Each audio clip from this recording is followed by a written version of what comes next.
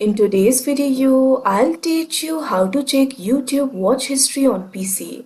So first of all, launch open any browser of your choice. You can see over here I've opened Google Chrome. Now click on the search bar and type in youtube.com. Press enter. After you do that, you'll be led to the official website of YouTube. Make sure you're logged into your account.